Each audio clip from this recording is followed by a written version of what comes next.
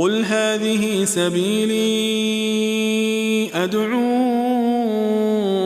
إلى الله على بصيرة أنا ومن اتبعني وسبحان الله وما أنا من المشركين. بسم الله الرحمن الرحيم. الحمد لله رب العالمين، صلى الله وسلم وبارك على المبعوث رحمة للعالمين نبينا محمد وعلى آله وصحبه أجمعين. أما بعد, dear brothers and sisters in Islam, Assalamu alaikum wa rahmatullahi wa barakatuh, and welcome to our Saturday night episode of Ask Zad, coming to you every Saturday between Maghrib and Isha, Mecca time. As usual, we will take 3 questions from the emails and then we will take your direct calls. Abid says, what are the etiquettes of visiting the graveyard? The Prophet ﷺ recommended the Muslims to visit graveyards and said, in the past, I prohibited you from visiting the graveyards. As of today, go and visit it because it reminds you of the hereafter.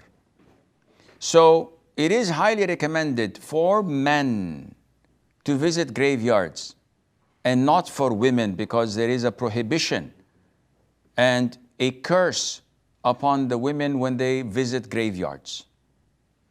And the etiquettes to visit graveyards start with the intention.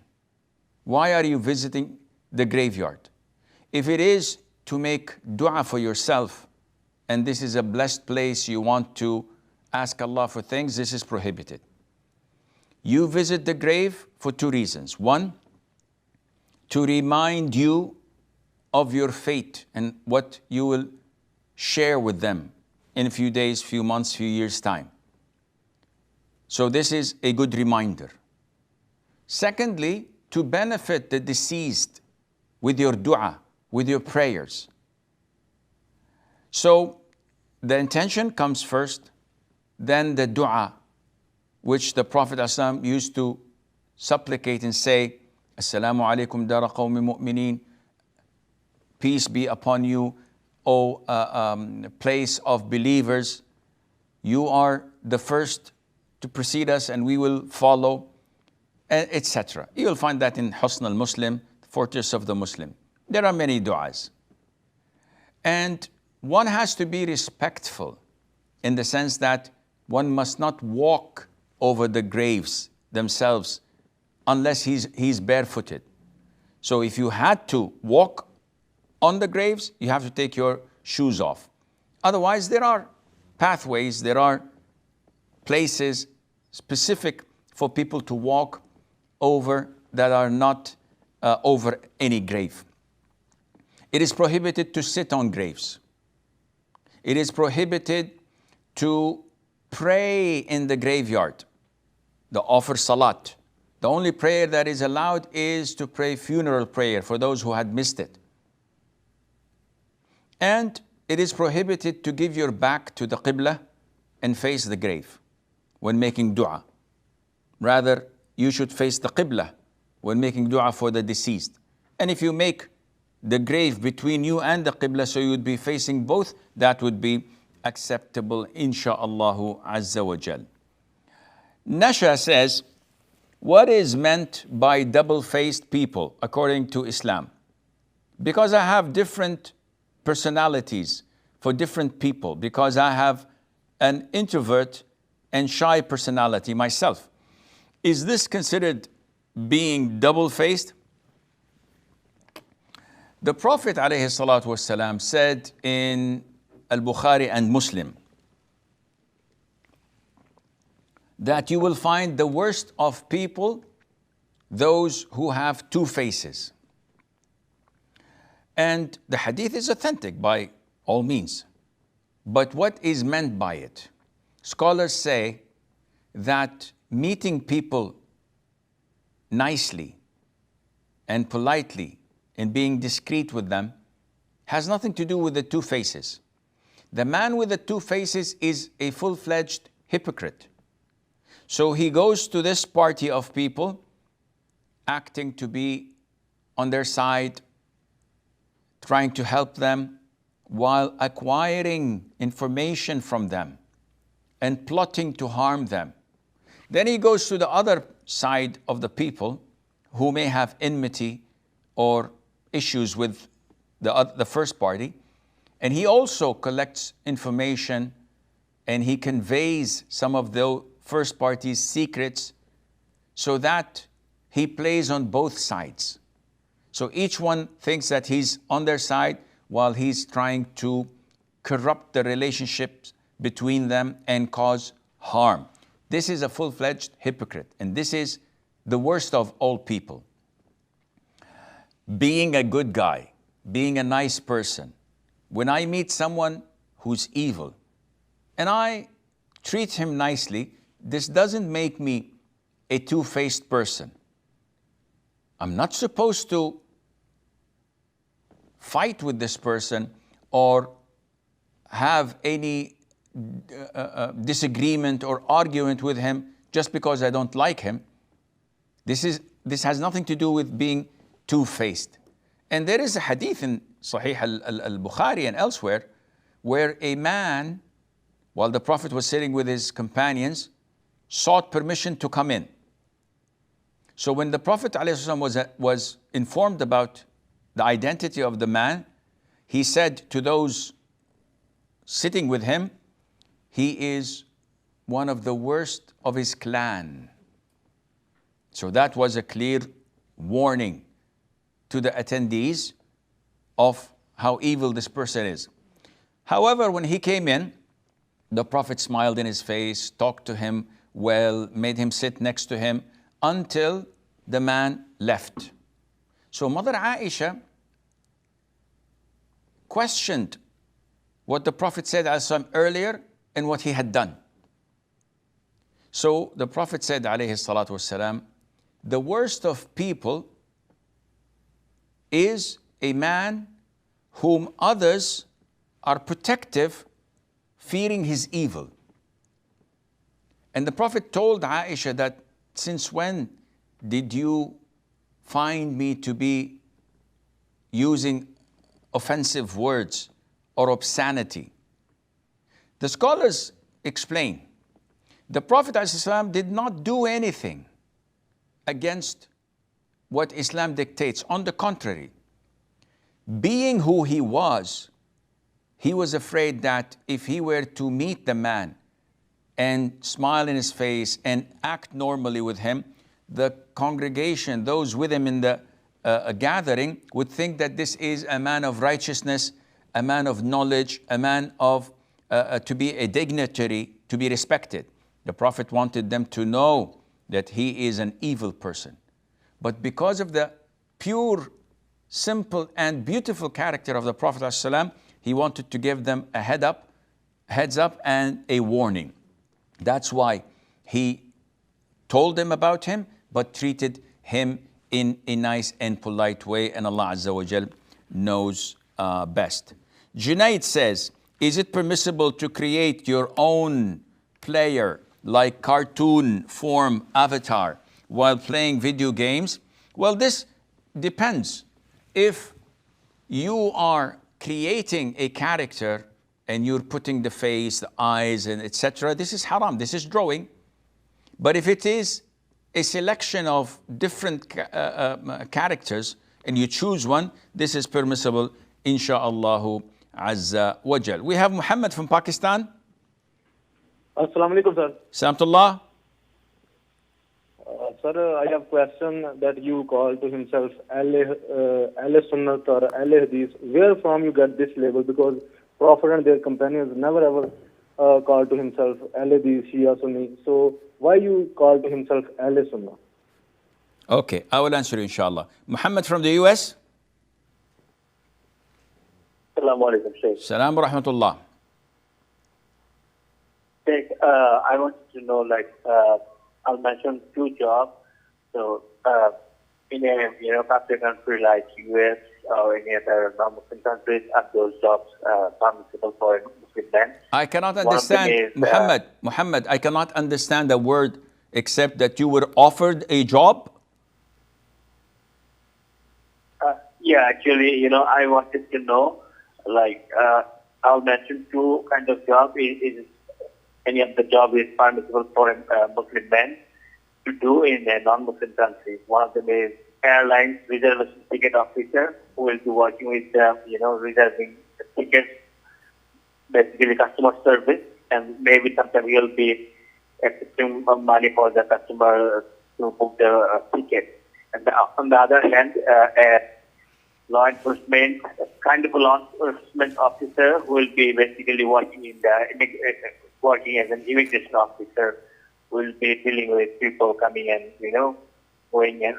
coming in and going out of the border. Okay, I will try to answer your question, inshallah.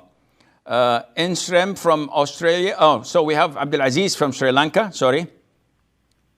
Assalamu alaikum, Sheikh. Salamtullah.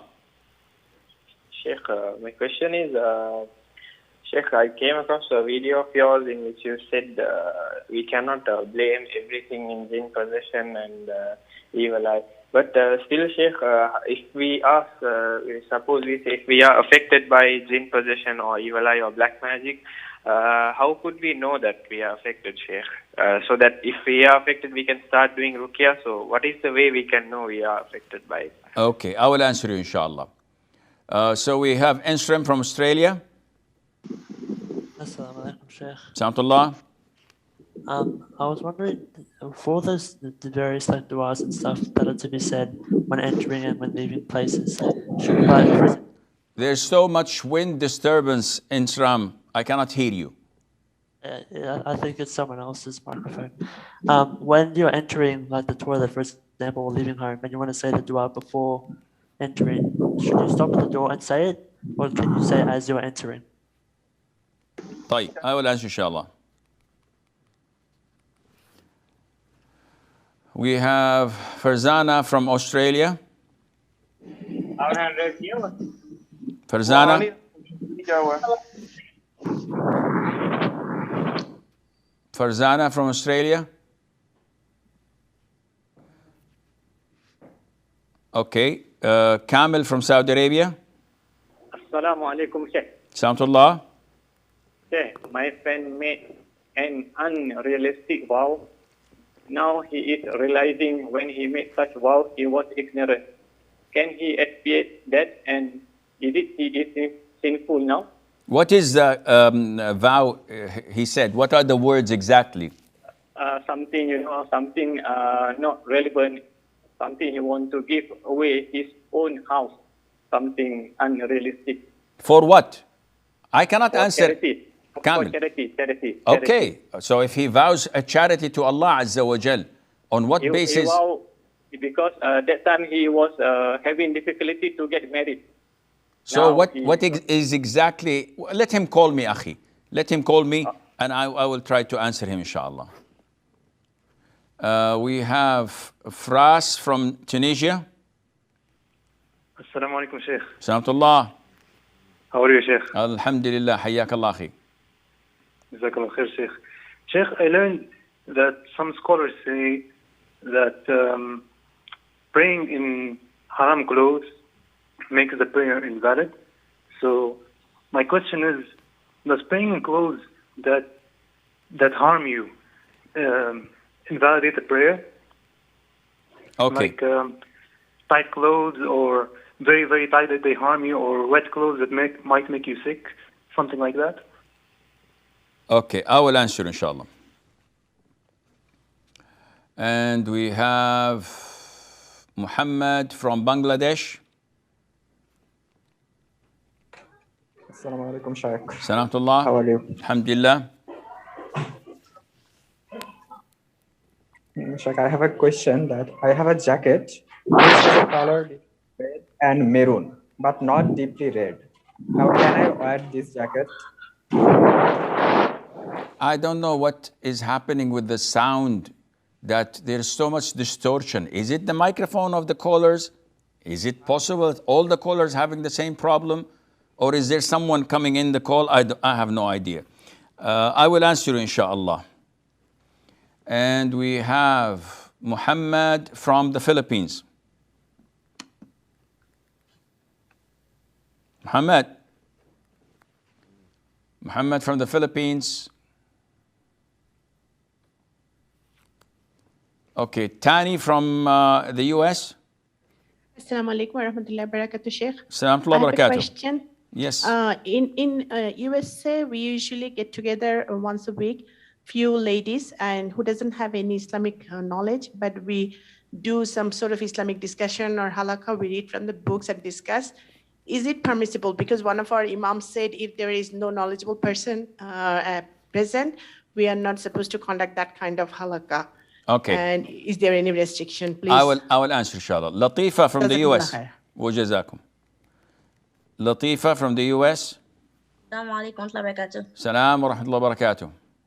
So I know we are allowed to make dua in sujud in our home language, but what about in tashahud after we finish saying salutation for the Prophet sallallahu alaihi wasallam, and then we seek refuge in Allah from the 4 things? And can we make dua in our home language in tashahud? Okay, I will answer, inshallah. And we have Arik from the US. Assalamu alaikum, Sheikh. Assalamu wa barakatuh.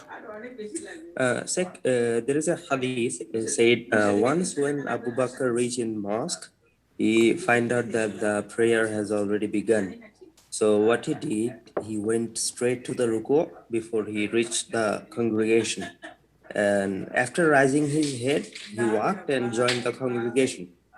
If we do this, like Abu Bakr did, will our prayer be valid? Abu Bakr did not do anything like this, akhi.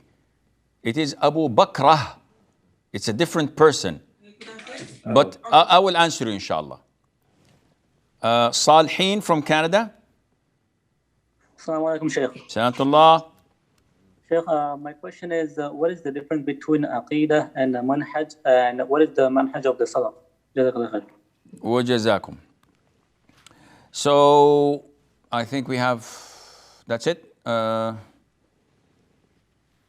Yeah, I think that's about it. So, Muhammad from Pakistan says, you always say that we are from Ahl Sunnati wal Jama'ah or Ahl al-Hadith. Where did this come from? At the time of the Prophet ﷺ, they were all Muslims. True. Then what happened afterwards? They remained to be Muslims until what is known as a Shia came to existence. And they started dividing the Ummah. And after a while, or actually before the Shia, Al-Khawarij came at the time of the Prophet ﷺ. So we have Al-Khawarij. Then we have the Rafidah, Shia. Then we have Al-Murji'ah. Then we have Al-Jahmiyyah, and those sects that came out of them, such as Al-Mu'tazila, and the sects that came out of them, such as Al-Asha'ir, etc., who are sharing some of the principles, but in general, there were so many of them. So, basically speaking, when someone asks you, what are you? You say, I'm a Muslim. وَمَنْ أَحْسَنُ قَوْلًا مِمَّنْ دَعَا إِلَى اللَّهِ وَعَمِلَ صَالِحًا وَقَالَ إِنَّنِي مِنَ الْمُسْلِمِينَ. There's no one better in rhetoric than a person who calls to Allah, does righteous deeds, and proclaims that I am among the Muslims. However, nowadays, if you say I'm a Muslim, people would go a bit further, said, what kind of a Muslim? And you would say, I'm not a Rafidi, I'm a Sunni. So they say, okay, the Rafida is like 8%, but 92% of the Sunnah have deviant sects and cults in them. So what kind of them?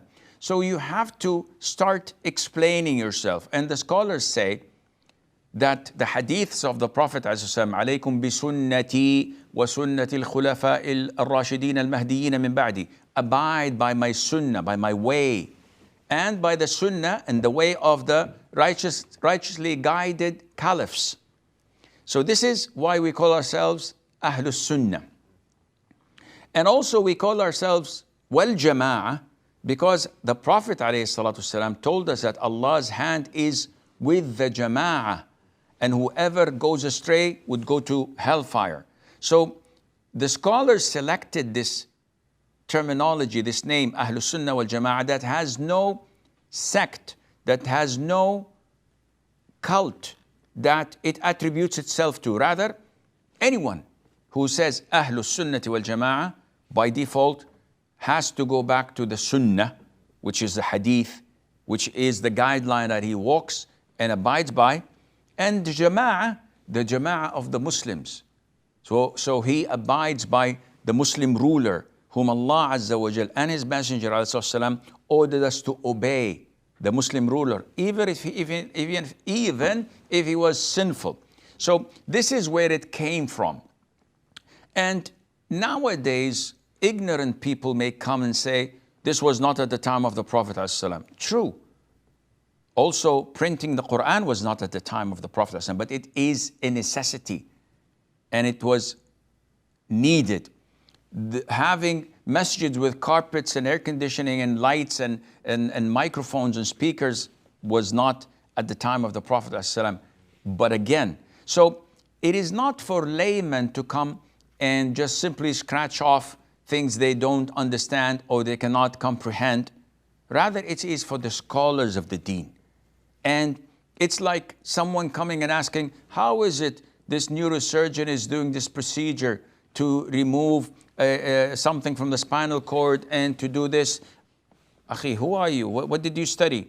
I did biology in primary school. Subhanallah. Now you're questioning this. So again, we have to be really careful when we question things about religion, and when we try to find justifications. Ask. This is totally permissible, but not object. And there's a big difference, and Allah knows best.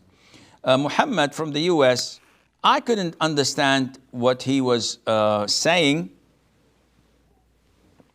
And this is why callers should be very careful when they speak, to speak slowly so that the people could understand what they're saying and in a clear accent as much as possible. What I understood was his question was about the permissibility in working in interest-based banks in a non-Muslim country, in airlines, as a ticket officer, issuing tickets to people that we may use it and travel with it, immigration officer, etc. Akhi, most of the jobs you can say it's halal or haram according to the job description. Someone who's working in an interest conventional bank, interest-based conventional bank, riba-based. So the whole institute, the whole firm, the whole corporation is based on riba, by borrowing and lending. So this is totally prohibited, even if you're working as a driver or a janitor or a security officer, because you're protecting the whole haram firm, and this is prohibited. Selling tickets, what's the ruling on traveling? I'm traveling in a couple of days, inshallah. So what's the ruling on my traveling? Depends. Am I traveling for something that's halal or haram? As a ticket salesman or a ticket officer, you don't know. Nobody's going to come to you and say, listen, I need a ticket to this country because I'm going to party and hang out and with women and drink intoxicants and do every evil thing. Nobody does this. I just need a ticket. It's not my job to say where, what are you going to do with it. So such a job is totally halal. You're selling tickets, you're selling water, whether they're going to add it to their whiskey or to drink it or wash their hands with it, it's none of your business. And working as an immigration officer, every single country has this job. You have your rules and regulations set by the government, whether a Muslim or a Kafir government, that filters those who come in.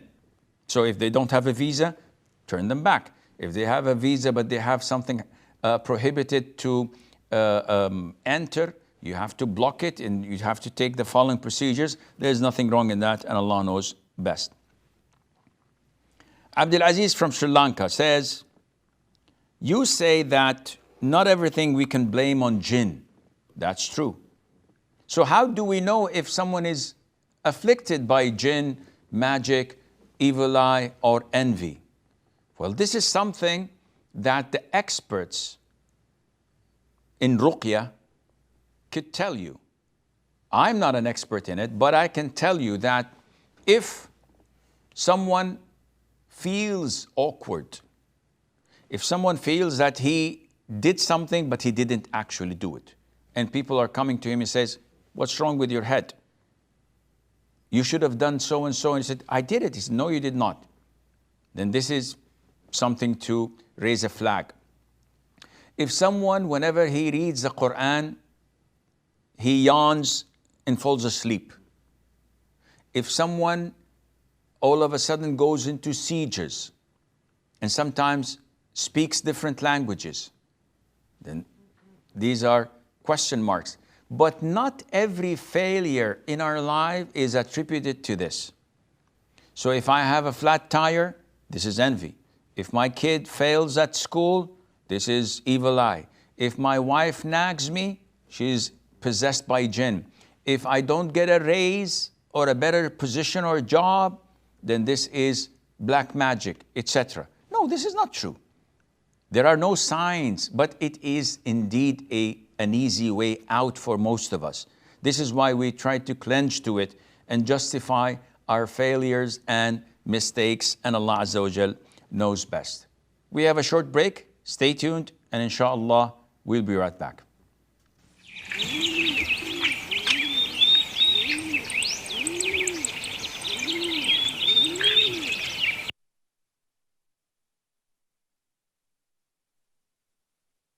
Assalamu alaikum wa rahmatullahi wa barakatuh.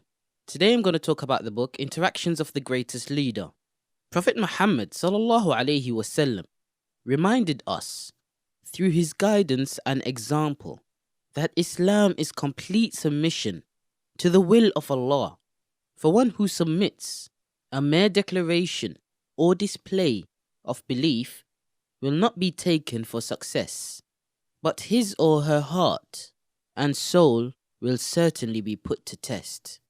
Allah tested the Prophet of Allah sallallahu alaihi wasallam severely in order that he sallallahu alaihi wasallam becomes an example for his companions to follow.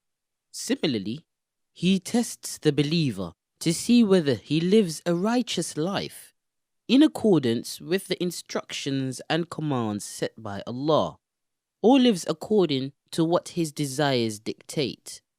Whether the faith he displays is firmly rooted in his heart, or is it merely on the surface.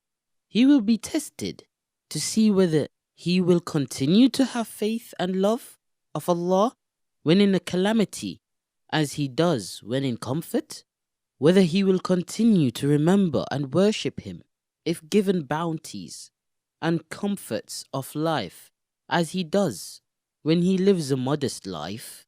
Allah will undoubtedly test him to see if his faith, trust and love of him is unconditional, or is it conditioned upon good health and a comfortable life, free from stress and anxiety.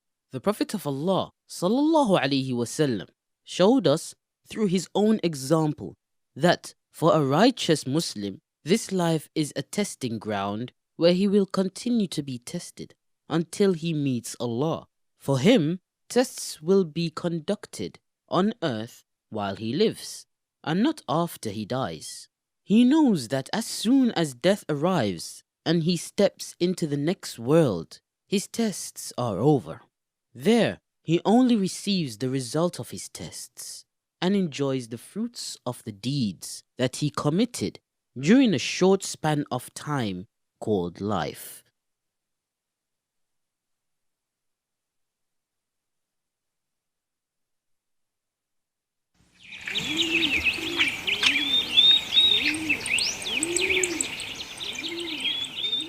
Assalamu alaikum wa rahmatullah, and welcome back. We have Abdul Razak from Ghana.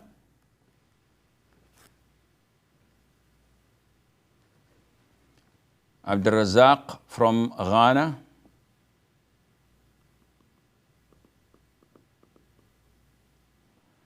Okay. Then Abdullah from Pakistan.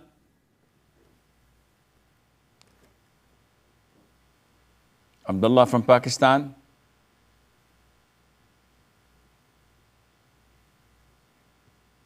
I think we will take the previously answered question until we get the callers, inshallah, organized. Fras from Tunis says, not Fras, Intram from Australia. She says, or he says, wallah, I forgot. What is the ruling on saying the dua, Bismillah, a'udhu billahi min al-khubthi wal-khaba'ith? Should I say it while entering or before entering? You should not say it inside. So as you're entering, if you're not inside, then you can say it. If you say it outside, this is best, and it's best to be safe rather than sorry. Fras from Tunisia, he says, now I've come across some of the scholars saying that praying in stolen clothes is haram and the prayer is invalid. This is some of the schools of thought's opinion, that the awrah is covered by something that is not halal.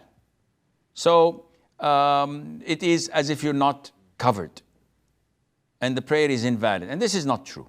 The most authentic opinion is that the prayer is valid, but a person is sinful for what he stole. So wearing wet clothes that may make you sick, or clothes that may harm you, would that invalidate the prayer? Again, this has no impact on the validity of the prayer. It's a separate sin. Muhammad from Bangladesh, he says, if I wear a jacket, that it is not pure red, rather it is maroon or burgundy. So if it is not red, due to the difference of opinion, this is permissible, inshallah, especially when we know that maroon or burgundy is closer to being brown rather than pure red, and inshallah this is permissible. Tani from the US says, we're a bunch of women who meet once a week to study verses of the Quran, books of knowledge, etc. Some of the scholars say that this is not permissible because we don't have knowledge and hence this is dangerous. No, this is totally bogus. You're not giving fatwas. You're not reinventing the wheel. Rather, you're reading a verse of the Quran and the tafsir of it, or a hadith and the explanation of scholars. So you're not shooting from the hip. You're not doing something from your own whims and desires. Rather, you're reading what the scholar said. This is totally permissible and without any problem, insha'Allah azza wa jal.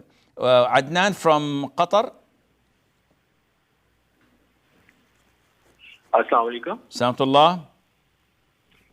My name is Adnan. I'm calling from Qatar. Sheikh, I have one question. Yes, sir. I just need to know about it. That let's say if I'm getting a benefit from my company as an insurance, like medical insurance, and I am not paying any penny from my side, it's a cover from my company. Is that permissible to use it for my kids and for myself? I will Similarly, answer. we have. I will answer, inshallah. Salman from Saudi. Assalamu alaikum, Sheikh. Salamullah. What is the ruling about the Kaaba in Iran, the replicated? What is the ruling on? The replicated Kaaba in Iran. I don't understand your question. What? The ruling on of the replicated Kaaba. What is the ruling on Kaaba? What Kaaba? A replicated one in A Iran. replicate, okay. Okay, I will answer inshallah. And we have Farzana from Australia. Assalamu alaikum, Sheikh. Salamullah. Is your istikhara still accepted if you haven't memorized the dua at the end and you need to read it from your phone or something instead? Okay. I will answer inshallah.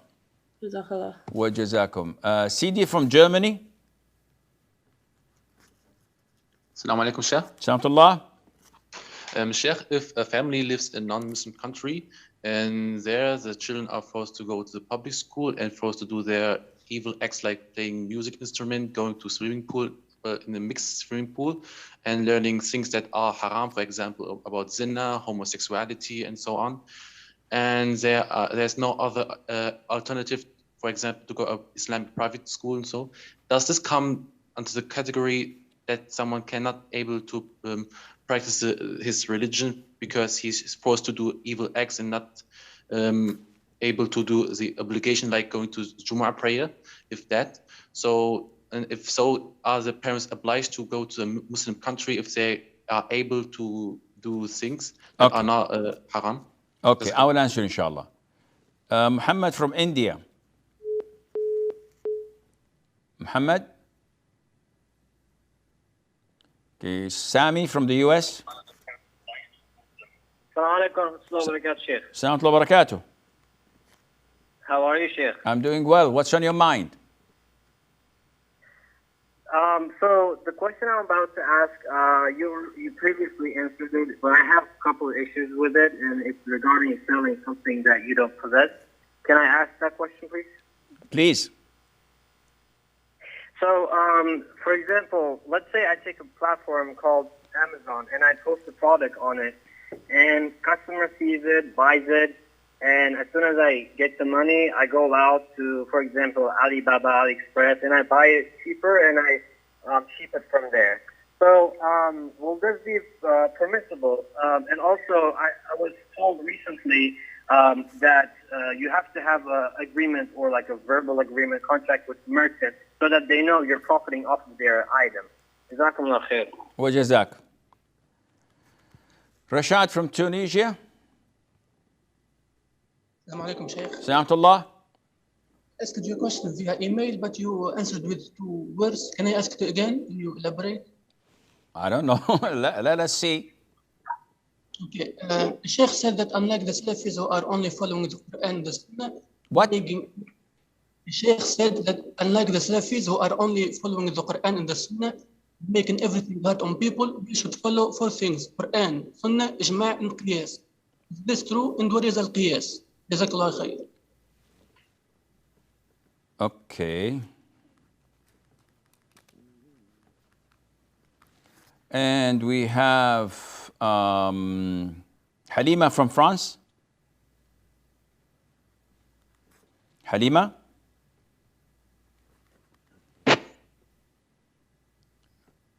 Halima from France. Assalamu alaikum, Sheikh. Wa alaikum assalam. Yeah. I would like to have more details on how to drink Zamzam water for duha.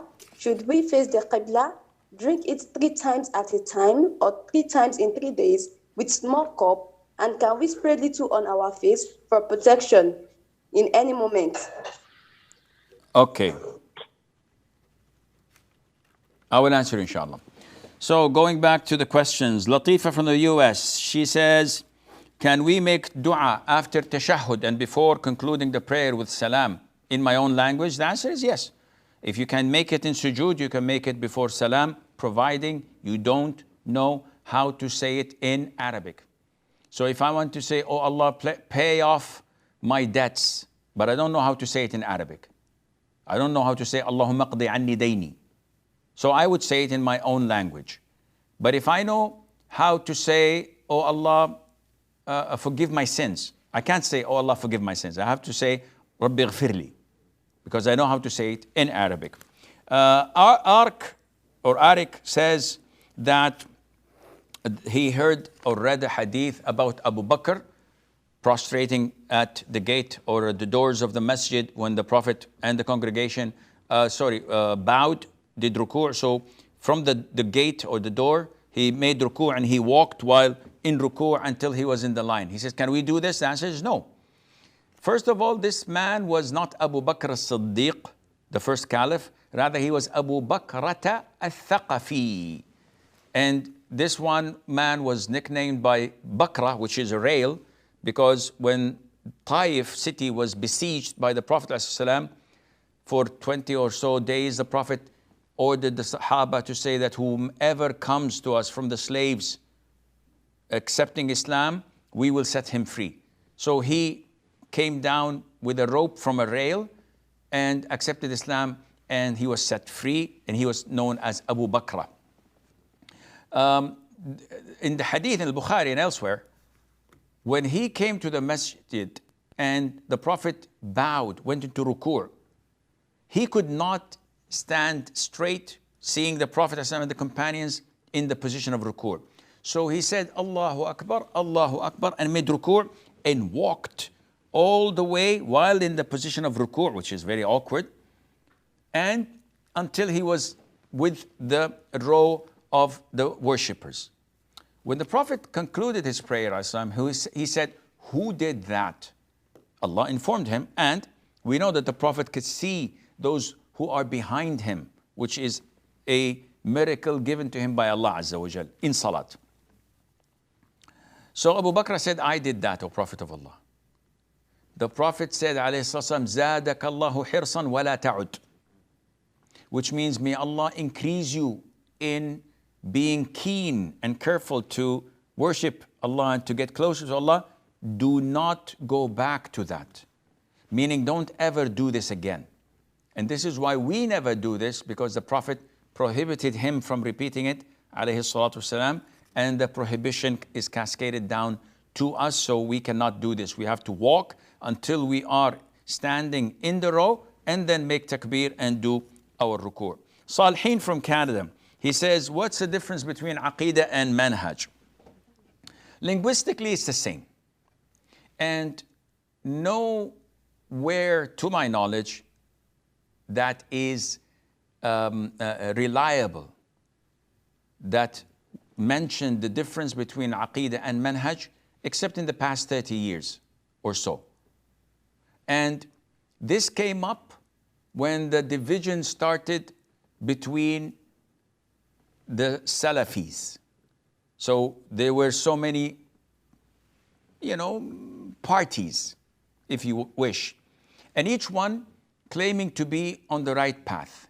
So the issue of manhaj came up because they found that, okay, we all have the same aqidah. We all studying al-Wasitiyya, Kitab al-Tawheed, al-Tahawiyya, etc. We have the same aqidah. We have the same belief in Allah's beautiful names and attributes, in the pillars of Iman, blah, blah, blah. Everything that deals with aqidah and our conviction, we share the same thing, same books, same references. We have no issues. But there might be some issues in things that we may not agree upon. So they came up with, they are on the right aqidah, but they have a corrupt manhaj. And this is what made some people say that aqidah deals with things of belief, while manhaj deals with actions and forms of worship. So what is your methodology, your manhaj in references? So we, as the questioner in somewhere, where is he? I don't know. He was somewhere here. I'll try to find it later on, inshallah. The questioner was asking about Rashad. Rashad, he says that one of the scholars say that the Salafis divide the ummah and we should only rely on Quran, Sunnah, Ijma' and Qiyas. This is true, but the statement in the beginning is totally false. No Salafi would say we have only Quran and Sunnah. Without Ijma', he's not a Muslim, because he chose other than the path of the believers. And Allah mentioned that he will be going to hell, whoever chooses other than the way of the Prophet ﷺ and the believers. And without qiyas, it's illogical. The Quran and the Sunnah is filled with analogy, qiyas, where you compare things to others and you know whether it's haram or halal. Drugs are not mentioned in the Quran or in the Sunnah, but it is intoxicating, so it is compared to wine that is mentioned in the Quran and the Sunnah, etc. So as a manhaj, yes, what is your point of reference? Quran, Sunnah, with the understanding of the three favorite generations, while applying ijma' and qiyas as well. What is your manhaj? Well, depends. some people have a different manhaj when it comes to the Muslim rulers. So some say, no, we have to oppose the Muslim rulers. We have to stand against them. This is a treat of Khawarij. Some say we have to do whatever they say, even if it's wrong, even if it's haram, even if it's legislating something that against the Sunnah. This is the methodology of al-Murji'ah. So you have to define what is your manhaj, and such a definition has to be in accordance to the Aqidah itself. It's not a separate thing. It's all come to the same thing, and Allah Azza wa Jal knows best. Adnan from Qatar says, my company offers me an insurance, medical insurance policy. It comes with the package. I don't pay a penny. So can I avail it for me and my wife and my children? There's no problem at all. You can use it 100%. Salman from Saudi Arabia, he says, what is the ruling on making a replica of the Kaaba? This is something that the scholars have talked about and said that this is totally prohibited, especially when people are trying to teach others how to perform tawaf and umrah for Hajj. So it's a training. Some countries, Muslim countries, may build a replica, or in some schools in the season of Hajj, to teach their students and the Muslims how the Kaaba is, where is the black stone, where you should start the tawaf, what is Maqam Ibrahim, and this is totally prohibited. Now, if someone is doing this, as in the case of so-called Muslim countries like Iran, and they want to distract people from coming to Mecca, this is total blasphemy. This is not Islam. These people are disbelievers because they are replicating one of Allah's great shrines and distracting the Muslims from coming to Mecca, performing tawaf, performing Hajj, performing Umrah, to stay where they are and think that this is even similar or even rewardable. And it's even worse when they do that to the grave of their disbelieving rulers like La'natullah al-Khomeini and others. This is totally out of the question and blasphemy.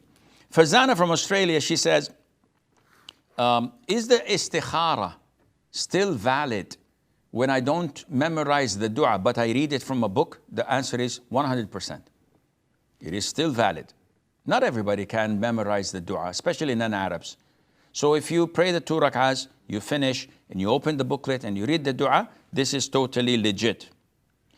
CD from Germany, he says, children in a non-Muslim country, they're forced to go to schools. And we know how they are fighting virtue and righteousness, not Islam only.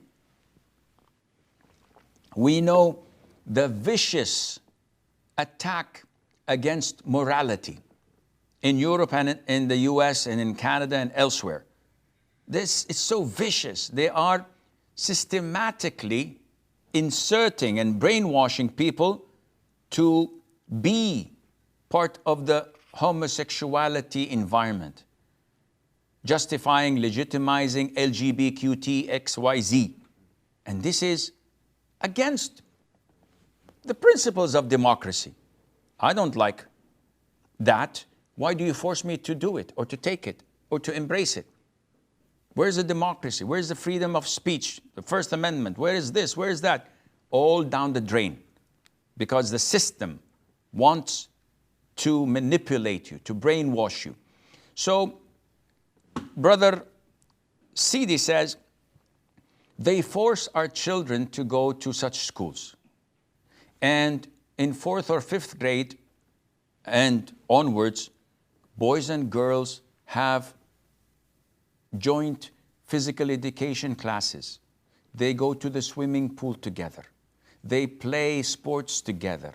They have to wear the clothes in the same fashion. And my children are Muslims. All of this is totally haram in our religion. Well, this is the system. They force them to take music classes, maybe do ballet, dancing, maybe learn haram things from an early age, how to have protective sex. They talk about condoms, they can't talk about dildos, they talk about the whole nine yards. A'udhu billah. So, what is the responsibility of parents? Usually, this is unaccepted, and you as a Muslim parent must take your children out of such schools. Do homeschooling. It's a democratic country. You have the right to teach your children whatever you want. Who imposes upon you what to eat and what not to eat? What to read and what not to read? This is not the big brother society. You should have rights at least. If this is not possible, in this case, it is a must for you to migrate to a Muslim country, which is a priority, or to a non-Muslim country that allows you to practice Islam freely. But to remain in the country you're in with such oppression, though they don't call it oppression, they camouflage it, they put a mask on it. So they fight niqab, they fight hijab, they fight anything that indicates your Islamic identity. They want the Muslims to lose their identity and to oppress them until they give up their beliefs and religion. But this is not oppression. No. This is re-educating them, trying to put them in a melting pot so that the whole society is blending. All of this is nonsense. A lot of BS, and totally the Muslims must put an end to it. Akhi, don't stay in such a country. If you can, relocate to a Muslim country. If not, then relocate to a non-Muslim country that allows you to worship Allah and to upbring your children in an Islamic way. Sami says, selling what you don't possess. Akhi, this is the Prophet's words, alayhi salam. Do not sell what you do not possess. So the scholars looked into it and said, anything that you sell which you do not have access to, or you do not guarantee. So if I sell you this cup and you buy it, by the time I take it to you, if it breaks, I am in charge. I'm liable to pay for it. I don't have the right to say, you bought it. No, but I didn't deliver it. If it's in my stores and I sold it to you, or before selling it to you, the stores were burnt to the ground, I'm liable to pay for it. So there is the issue of risk of losing and gaining when I sell with a profit. But if I don't have such a risk and I guarantee the profit, this is what is prohibited, to sell something that you don't have. Like selling you a fish in a pond. Go ahead and fish it. Maybe you'll catch it, maybe you won't. Maybe it dies, maybe it does this. I don't know. I just sold it to you. This bird in the sky, you shoot it down if you can. Maybe you miss, not my problem. No, I cannot sell you what I do not possess. So the only way out is to use bay'u salam. And this is, one, to know a particular item that is fully described without any ambiguity. Two, to collect the full amount of the price up front before I deliver to them. Three, I give a specific date of delivery, not 2022, inshallah. No, I have to give a month and a week, preferably a date.